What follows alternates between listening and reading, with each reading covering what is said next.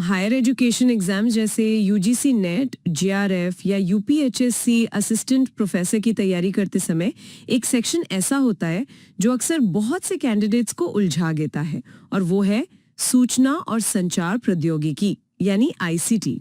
हाँ, ये एक ऐसा टॉपिक है जिसे लोग अक्सर हल्के में ले लेते हैं। बिल्कुल। हमारे पास आज जो रिसोर्सेज और नोट्स का पूरा स्टैक है वो इसी टॉपिक पर एक बहुत ही विस्तृत चर्चा के लिए है। अगर हम पुराने पेपर्स को देखें तो एक बात बिल्कुल साफ हो जाती है कि अब एग्जाम में सिर्फ फुल फॉर्म्स रटने से काम नहीं चलने वाला है। अब सवाल काफी घुमावदार होते हैं। एकदम सटीक ऑब्जर्वेशन है ये। अगर हम हाल ही के एग्जाम पैटर्न को एनालाइज करें तो हम देखेंगे कि फोकस पूरी तरह से एप्लीकेशन पर शिफ्ट हो गया है। रटने वाले सवालों की जगह अब असर्शन, रीजनिंग और स्टेटमेंट बेस्ड सवाल ज्यादा आते हैं। हाँ, वो स्टेटमेंट 1 और स्टेटमेंट 2 वाले सवाल जिनमें अक्सर एस्पिरेंट्स फंस जाते हैं। बिल्कुल, इसलिए नोट्स का एनालिसिस करते हुए हमारा फोकस इस बात पर होना चाहिए कि ये तकनीकें असल में काम कैसे करती हैं। जब तक उन क्यों और कैसे का लॉजिक समझ नहीं आएगा, तब तक हम उन ट्रिकी सवालों में गलती करते रहेंगे। तो चलिए इस गुत्थी को सुलझाना शुरू करते हैं। मेरे सामने नोट्स में आईसीटी को एक अम्ब्रेला टर्म कहा गया है। अगर मैं इसे डिकोड करूं तो ये मुख्य रूप से 3 पिलर्स पर खड़ा है: कंप्यूटिंग, टेलीकम्युनिकेशंस और मीडिया। जी, और इस पूरे सिस्टम को काम करने के लिए हार्डवेयर, सॉफ्टवेयर और नेटवर्क का एक त्रिकोण चाहिए होता है। मतलब हार्डवेयर यानी जिसे हम भौतिक रूप से छू सकते हैं, सॉफ्टवेयर जो उसे अंदर से चलाता है, और नेटवर्क जो इन सब को दुनिया से जोड़ता है। लेकिन अगर हम इसे सीधे हायर एजुकेशन और क्लासरूम टीचिंग के नजरिए से देखें तो इसके इम्पैक्ट को कैसे समझा जाए? देखिए, इसे 2 बहुत ही अलग-अलग नजरियों से देखना होगा: फायदे और नुकसान। फायदों की बात करें तो सबसे बड़ा बदलाव एनहेंस्ड लर्निंग के रूप में आया है। जैसे वो मूडल का इस्तेमाल होता है यूनिवर्सिटीज में। बिल्कुल सही।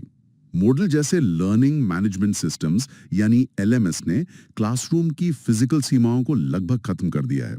इसके अलावा कॉस्ट एफिशिएंसी एक बड़ा फैक्टर है। वो तो है, पेपरलेस काम होने लगा है। हाँ, वेबिनार्स और डिजिटल पीडीएफ्स ने फिजिकल बुक्स और ट्रैवल के खर्चे को काफी कम कर दिया है। और एक्सेसिबिलिटी के मामले में देखें तो मूक्स ने दुनिया के बेहतरीन प्रोफेसर्स के लेक्चर्स को हर घर तक पहुंचा दिया है। मूक्स यानी मैसिव ओपन ऑनलाइन कोर्सेज। जी, और ये सारा का सारा डेटा कहीं ना कहीं क्लाउड कंप्यूटिंग के जरिए सुरक्षित रहता है, जो हमें एक तरह से असीमित स्टोरेज देता है। ये तो हो गई तस्वीर की उजली साइड, लेकिन जो रिसर्च पेपर्स हमारे पास हैं उनमें कुछ गंभीर चेतावनियां भी दी गई हैं। जैसे डिजिटल डिवाइड का जिक्र बार बार आता है। हाँ, और एग्जाम के नजरिए से ये बहुत महत्वपूर्ण टर्म है। डिजिटल डिवाइड का मतलब सिर्फ इतना नहीं है कि किसके पास मोबाइल है और किसके पास नहीं। तो फिर असल में ये खाई किन के बीच है? ये उन लोगों के बीच की खाई है जिनकी हाई स्पीड इंटरनेट और क्वालिटी डिवाइस तक पहुंच है और जिनकी नहीं है। मतलब शहरी और ग्रामीण छात्रों के बीच का अंतर।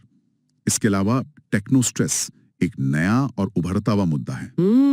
टेक्नो स्ट्रेस यानी तकनीक से होने वाला तनाव। बिल्कुल, लगातार स्क्रीन्स के सामने रहने से होने वाली मानसिक और शारीरिक थकान, और फिर सिक्योरिटी रिस्क भी बढ़े हैं, जहां फिशिंग और मालवेयर का खतरा हर वक्त रहता है। और एक प्रोफेसर के नजरिए से देखें तो शायद सबसे बड़ी चुनौती प्लेजरिज्म है। हाँ, प्लेजरिज्म यानी साहित्यिक चोरी या बौद्धिक संपदा का उल्लंघन। इंटरनेट के कारण कॉपी पेस्ट इतना आसान हो गया है कि ओरिजिनल थिंकिंग सच में कम हो रही है। ये प्लेजरिज्म वाला पॉइंट तो सच में काफी चिंताजनक है। खैर, इंटरनेट की बात हो ही रही है तो नेटवर्क के टाइप्स पर आते हैं। अक्सर नोट्स में इंटरनेट, इंट्रानेट और एक्स्ट्रानेट के बीच का अंतर पूछा जाता है।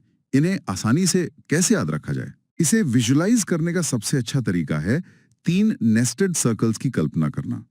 मतलब एक के अंदर एक गोला। ठीक है, सबसे बाहरी गोला कौन सा होगा? सबसे बाहरी और सबसे बड़ा गोला है इंटरनेट। ये पब्लिक है, ग्लोबल है और कोई भी इसे एक्सेस कर सकता है। अब इसके बिल्कुल अंदर केंद्र में जो सबसे छोटा और सुरक्षित गोला है वो है इंट्रानेट। इंट्रानेट यानी पूरी तरह से प्राइवेट। एकदम सही। मान लीजिए कोई यूनिवर्सिटी या संस्था है तो उनका अपना एक नेटवर्क होगा जिसे केवल उनके कर्मचारी या स्टाफ ही एक्सेस कर सकते हैं, कोई बाहरी व्यक्ति बिल्कुल नहीं। समझ गए। और इन दोनों के बीच जो जगह बचती है वो एक्स्ट्रानेट है। जी, एक्स्ट्रानेट एक सेमी प्राइवेट नेटवर्क है।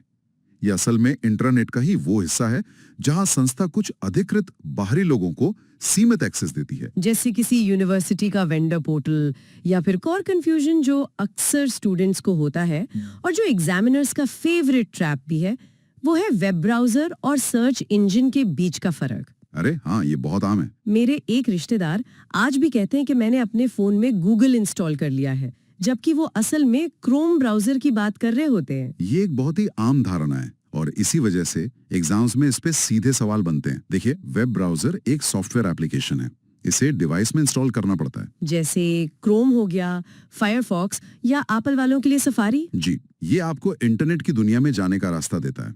दूसरी तरफ सर्च इंजन एक वेबसाइट या सर्विस है जो एक विशाल डेटाबेस में आपके सवालों के जवाब खोजती है, जिसके उदाहरण गूगल, बिंग या डक डक गो हैं। बिल्कुल। सबसे सीधा नियम यह है कि सर्च इंजन तक पहुंचने के लिए आपके पास एक ब्राउजर होना ही चाहिए। ब्राउजर आपकी गाड़ी है और सर्च इंजन वो जगह है जहां आप उस गाड़ी से जाना चाहते हैं। बहुत बढ़िया उदाहरण है ये। और जब हम इस ब्राउजर के एड्रेस बार में कुछ टाइप करते हैं तो अक्सर URL का जिक्र आता है, जिसका full form uniform resource locator है। सही कहा। और आजकल हर वेबसाइट की शुरुआत में HTTP की जगह HTTPS लिखा आता है। वो S का क्या मतलब है? HTTP यानी हाइपरटेक्स्ट ट्रांसफर प्रोटोकॉल, और इसमें जो S जुड़ता है उसका मतलब है सिक्योर।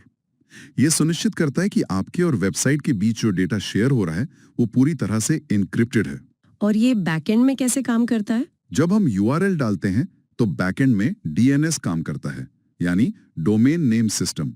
यह उस वेबसाइट के नाम को IP एड्रेस में बदल देता है ताकि कंप्यूटर उसे समझ सके। क्योंकि कंप्यूटर तो नंबर ही समझता है। बिल्कुल। और ये पूरी इंटरनेट की सुविधा हमें हमारा ISP देता है, यानी इंटरनेट सर्विस प्रोवाइडर। नेटवर्किंग की इस दुनिया में ईमेल एक बहुत ही क्रिटिकल हिस्सा है एग्जाम्स के लिए, और नोट्स में इसके प्रोटोकॉल्स जैसे SMTP, POP3, IMAP को लेकर काफी डिटेल है। हाँ, यहाँ से मैच मेकिंग वाले सवाल बहुत आते हैं। मुझे हमेशा इनमें कंफ्यूजन होता था, लेकिन यहाँ एक कमाल की ट्रिक दी गई है। SMTP यानी सिंपल मेल ट्रांसफर प्रोटोकॉल का इस्तेमाल सिर्फ ईमेल भेजने के लिए होता है। और इसकी ट्रिक क्या है? इसे याद रखने का तरीका है S फॉर SMTP और S फॉर सेंडिंग। हाँ, ये ट्रिक कभी फेल नहीं होती। और जब ईमेल रिसीव करने की बात आती है तो दो अलग प्रोटोकॉल पिक्चर में आते हैं। पहला है POP3 यानी पोस्ट ऑफिस प्रोटोकॉल। ये शायद थोड़ा पुराना तरीका है। जी, ये थोड़ा पुराना है। ये करता क्या है कि ईमेल को सर्वर से आपके डिवाइस में डाउनलोड कर लेता है और फिर सर्वर से उसे डिलीट कर देता है। मतलब अगर फोन में डाउनलोड हो गया तो लैपटॉप में नहीं दिखेगा। एकदम सही। और दूसरा है IMAP, internet message access protocol. ये आज का स्टैंडर्ड है। ये ईमेल को सर्वर के साथ सिंक करता है। अच्छा, तो यही वजह है कि मैं अपना ईमेल फोन पर पढ़ती हूँ तो वो मेरे लैपटॉप पर भी रीड मार्क हो जाता है। बिल्कुल, क्योंकि डेटा आपके डिवाइस पर नहीं बल्कि मुख्य सर्वर पर ही मौजूद है। ईमेल प्राइवेसी की बात करें तो CC और BCC वाला कॉन्सेप्ट भी काफी ट्रिकी है।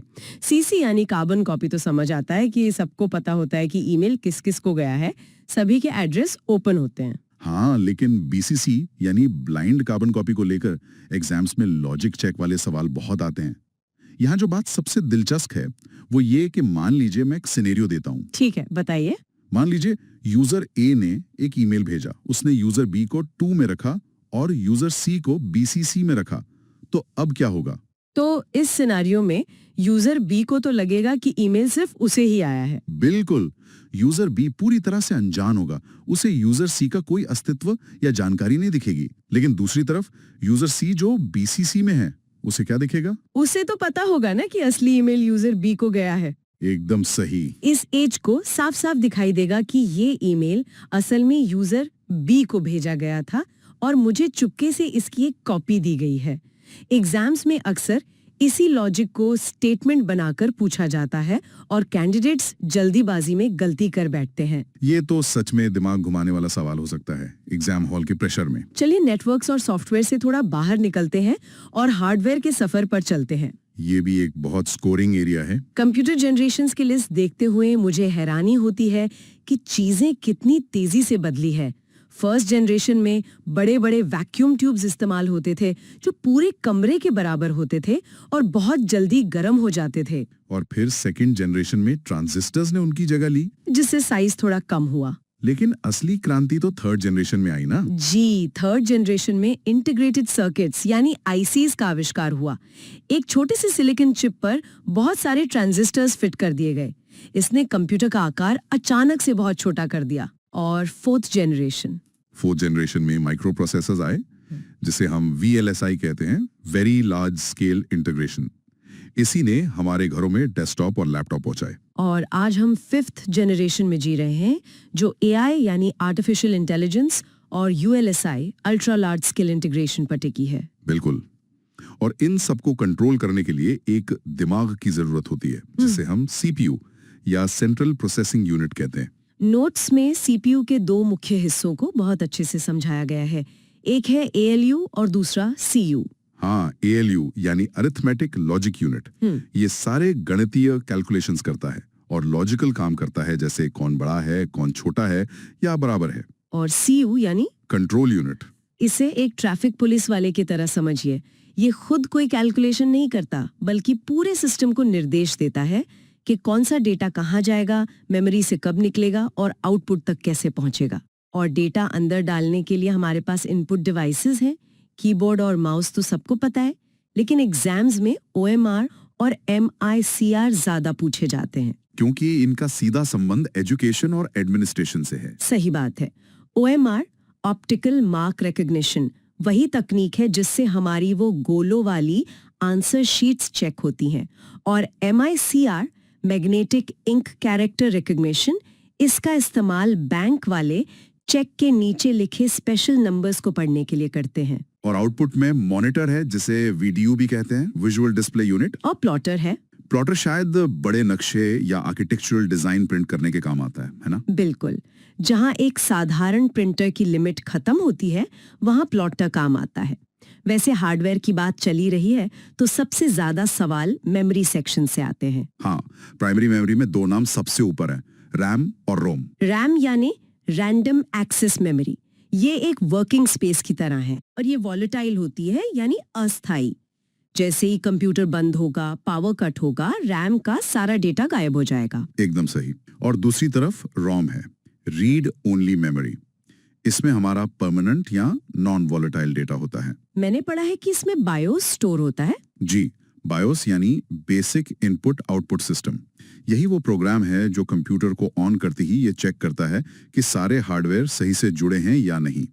इसे बूटिंग प्रोसेस कहते हैं। और जब डेटा को लंबे समय तक सेव करने की बात आती है, तो हम सेकेंडरी स्टोरेज की तरफ जाते हैं, जिसमें पहले HDD का राज था, हार्ड डिस्क ड्राइव।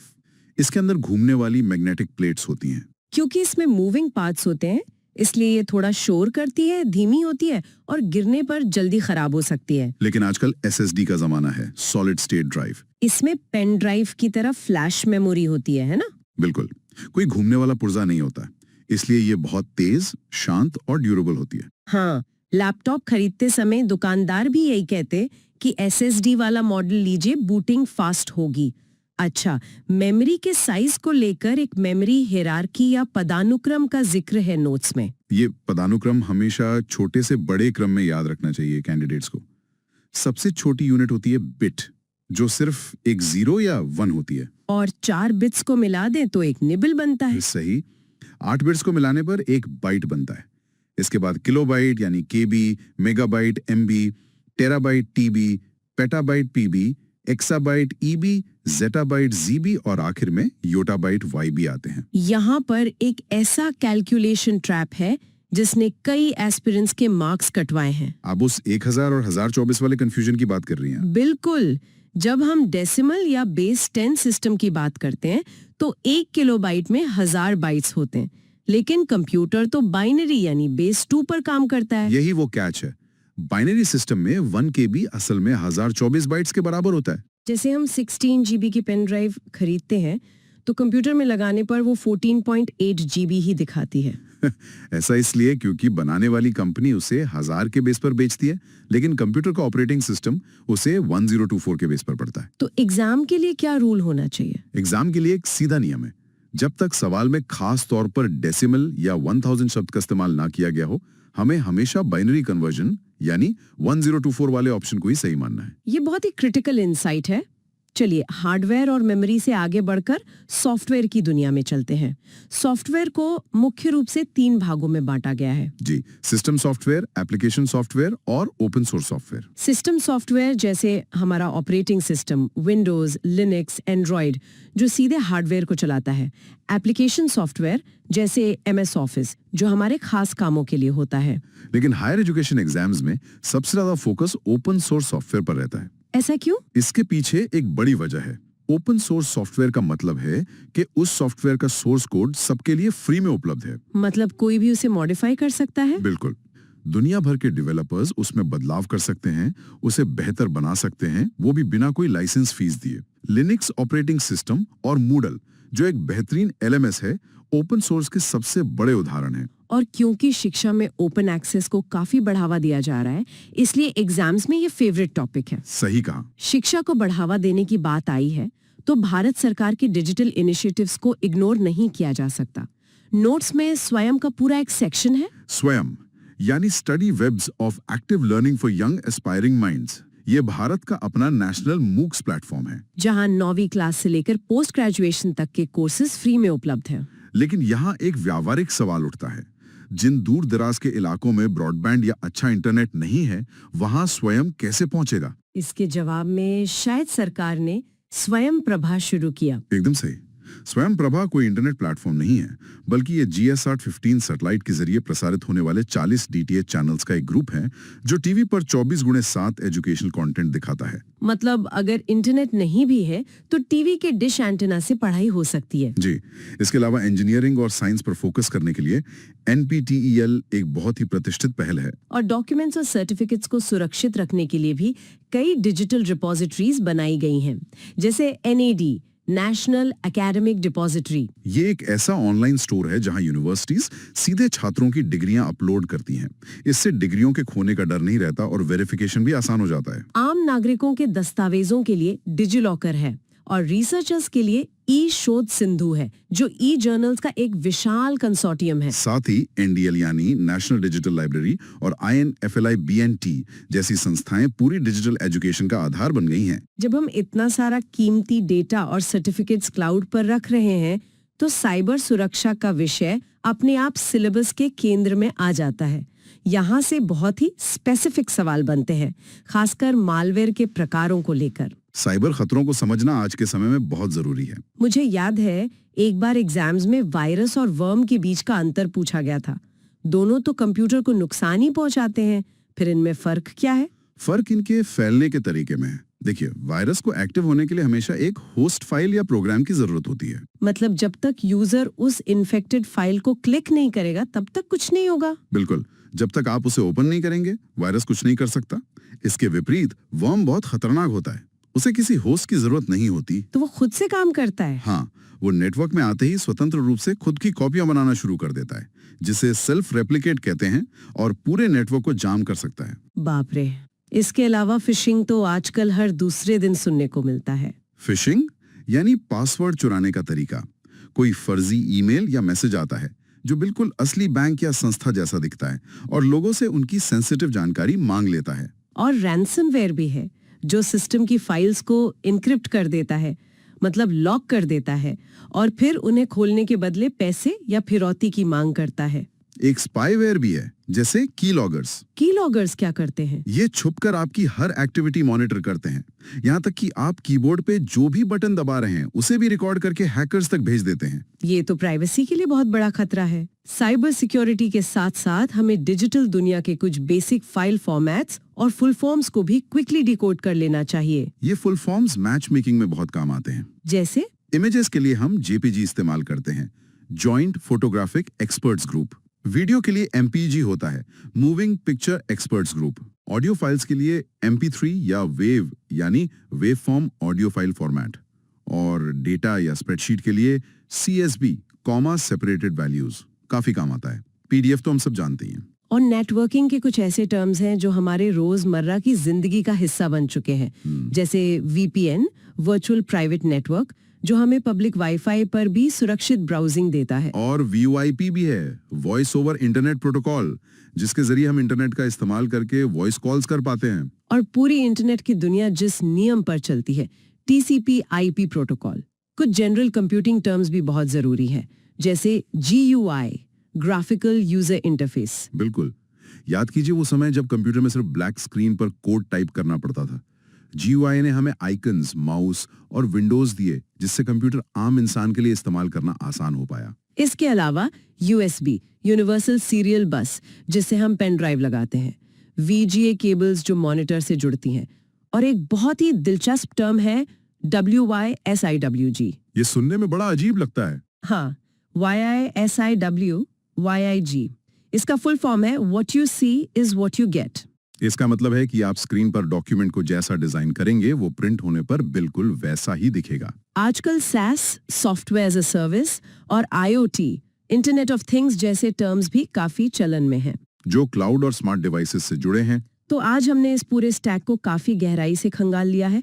हार्डवेयर से लेकर सॉफ्टवेयर तक, डिजिटल इनिशिएटिव से लेकर साइबर खतरों तक कई डॉट्स कनेक्ट हुए हैं।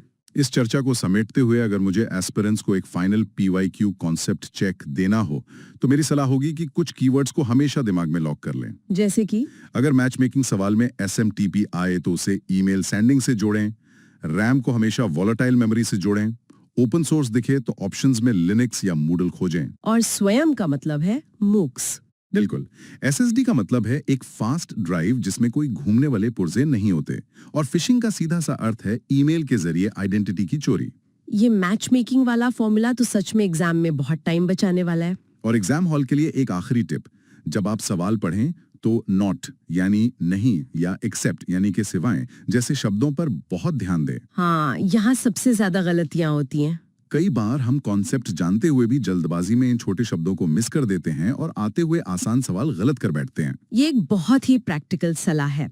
आज की चर्चा से ये बात बिल्कुल साफ हो गई है कि ICT का सिलेबस सिर्फ रटने वाला नहीं है, बल्कि ये हमारे आसपास मौजूद तकनीक को गहराई से समझने के बारे में है। बिल्कुल। लेकिन यहाँ सब कुछ समझने के बाद एक बहुत ही बड़ा सवाल है जो मैं चाहूंगा कि सुनने वाले अपने स्तर पर सोचें। वो क्या है? जिन नोट्स को आज हमने डिस्कस किया वो मौजूदा तकनीक पर आधारित हैं।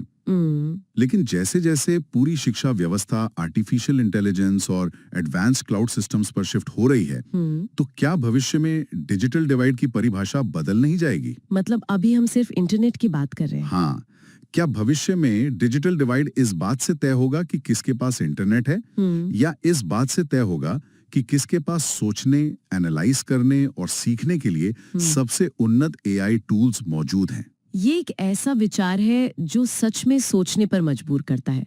तकनीक सिर्फ टूल नहीं है, ये एक पूरा इकोसिस्टम है जो हमारे सोचने का तरीका बदल रहा है। और इसी विचार के साथ हम आज की इस विस्तृत चर्चा को यहीं विराम देते हैं। इन कॉन्सेप्ट्स पर विचार करते रहिए और अपने आसपास की तकनीक के क्यों और कैसे को समझने की कोशिश कीजिए।